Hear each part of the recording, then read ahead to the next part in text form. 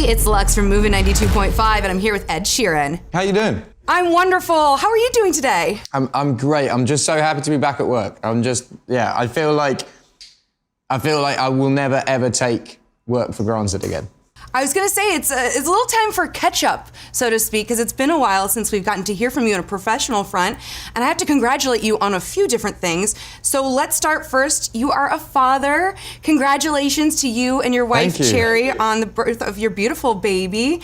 How is fatherhood so far? I mean, that's gotta be just magnificent. It's great. Yeah, I feel like the first like couple of months we were both we call it the trenches. You're kind of like not really sure how to do anything, what's going on. You're not sleeping and it's all like up in the air. And we kind of found a groove and a routine with it now. And she's just like, Lyra's just the best. She's just the best human. She's so cool. Will you pronounce her name for me again? Lyra. Lyra, that's beautiful. I mean, yeah. In your history of naming all your guitars, I wondered if you felt like you had an advantage in the baby naming department. I know that can be kind of a tough spot between husband and wife. Did that play out at all? Well, no, we named her after our favourite character in this book called The Dark Materials, which is by a guy called Philip Pullman, and we both grew up reading this book and loved it. So yeah, that was what she was named after. Are you interested in the show at all? Do you watch the show on HBO? Do you get the? Yeah, I like the show. I'm like one of these people that's like, you know, when the Harry Potter movies came out and everyone's like, the books are so much better. I'm like that. I love the books. I love the show. What I like about the show is it's reimagining my imagination of what the books are. And I think, you know, the two main characters are incredible in it. And it's a really, really well done show. It's a really well done show. But there's like, you know, I've seen like they had a theatre production of it like maybe like 15 years ago. They did a movie, The Golden Compass. There's been lots of different things that I've gone to go and see, and yeah, it's been good. Well, you obviously have experience. You've been on shows. I got to catch up during the pandemic on Star Wars. I had no idea you were a stormtrooper. So actually, tell me about this. Funnily enough, I shot a scene as a stormtrooper that they cut, and J.J. Abrams was like, because I spent like 12 hours in this stormtrooper suit doing this shoot, and then the next day he like messaged me and he was like, man, I think we're going to cut that scene. And I was like, no, I thought I was going to be in Star Wars. He was like, do you know what, if you turn up next week, we'll put you in an alien suit. So they put me in this, I think I have like 15 eyes, and I'm in like a rebel meeting, just like in the background. Cherry's in it as well. So I'm in it as that alien, and Cherry's in it as like a rebel. But yeah. I'm gonna have to go back and watch that again. I also love that Cherry gets in on the action, because I think really when you're passionate and when you do artistic creativity the way that you do in many forms, your family is a big part of it, which is why when I congratulate you on the new music that's out, it's mostly a congratulations to you and your family, to your wife, to your daughter. They were all around, of course, during the making. New song out. Do you want to talk about it? Yeah, it's a song. It's called Bad Habits. It's an upbeat song that's actually quite a depressing subject, but it's about how, you know, your Friday night starts and you go, I'm only going to go out for one drink, and you know, if I'm going to eat, I might have something small and light. And then fast forward, your beer has led to like 15 beers, and then suddenly it's like 4 o'clock in the morning, you're dribbling on chicken sandwich, you've just done a shot of mezcal out of your friend's belly button, and you're kind of like, a bad habit has led to another bad habit, which led to another bad habit, which led to another bad, and then all your pure intentions are out the window. Well, so what kind of good habits have you been replacing those bad habits with? If that's the juxtaposition there with the song, obviously you probably put some good habits in. Yeah, I've started like actually properly focused exercising, not just, I would like run every now and then, but now I'm like, I have like a structured plan every week that I do, which sort of counterbalances a lot of stuff. I've also like just stopped doing things to excess. Like I've stopped, my nickname used to be Two Dinners Teddy, because I used to go out for dinner and be like, oh, I can't decide if it's fish and chips or whether it's bangers and mash, and I'll have both of them. And yeah, I just got quite fat. That sounds very lovely to me. I'd like to kind of do a little rapid fire on habits, if you don't mind. Yeah. What do you think has been the hardest habit for you to break? Alcohol. All right. Yeah. Easiest new habit to stick to? Being a good dad. Oh, I love it. Habit that has brought the most change?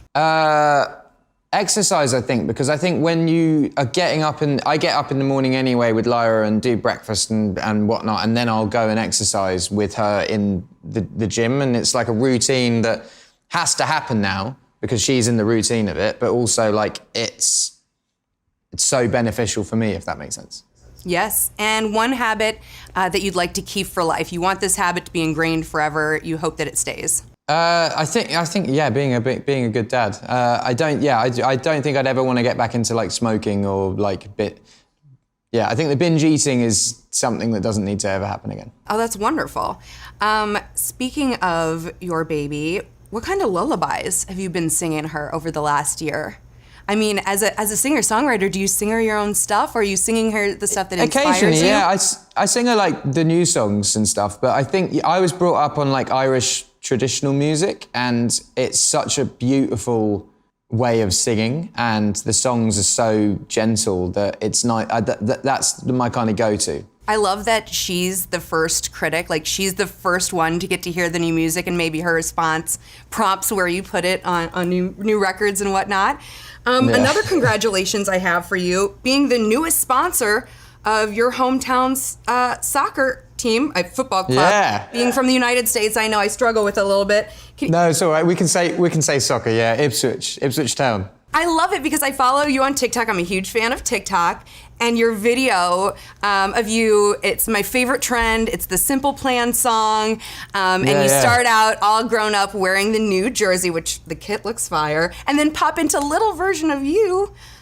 How long have you been, how long does the soccer love go back for you? I mean, in England, soccer, football is like religion. And it, over here, I feel like there's like a tribalness in America of like the A and the B team. So it's like the New York Giants and then the New York Jets, and like that's whereas in England, every single town, every single city, even villages have their own football team, and that's your identity. And it's like, it doesn't matter if they're big or small or whatever. In NFL, for instance, every team is kind of big and they're all owned by very rich people, and the players are paid like massive amounts of money. Whereas in England, there's like a tier system for English football clubs. And the top tier you would call the sort of the NFL tier, where you've got your Chelseas, your Manchester Uniteds, your Liverpools and blah, blah, blah. And then there's another tier called the Championship, which is like the medium teams. And then there's the next tier, which isn't televised, which is where my team is in. And then one more tier after that. And then maybe another, I think there's 5 tiers, and like the last 3 aren't on TV and are not like, you have to be like a real fan of football to go and be a fan. Yeah. So yeah, it's like a religion. It's like a religion. It's like you go there every single week, win or lose, you're there to support your team. I love it. I love seeing how much musicians love sports, because all sports athletes just want to be musicians. Deep down, everyone that I've ever talked to, but all they musicians all want to be. Yeah, like I buzz. I was saying I never get starstruck from musicians or actors, but meeting sports people is like just the best. And it's not even like you can have a very interesting conversation, because like I feel like they don't want to talk about that one time in the World Cup in 2002 where they did the free kick against Greece that made the whole country. I feel like you can't, like, if you bring that up in conversation, it's a bit like, that's a bit. Oh, they want to hear about the time that you were backstage doing whatever and you were doing, Wembley Stadium. I think they want to know about that. Plus, I'm just really impressed with the kit itself, because I know that it has references to your previous records. Does it also kind of have any hints towards future records? I mean, obviously, if there's a single out, there has to be new music coming. It has the next 2 album titles in it, and it is the name of the upcoming tour. Oh, that's so awesome. I had seen rumors and people hinting to it online, but to get the actual word from the horse's mouth is the best way. I have enjoyed my time with you, Ed. I really appreciate what you are putting into the universe, not just musically, but through the soccer and through all your philanthropic activities. Absolutely incredible. Can't wait for the new record, for the tour. The new song, Bad Habits, is out now and it's incredible. So thank you so much for joining us. Thank you so much. Thank you. Have a fantastic rest of your day. Thanks.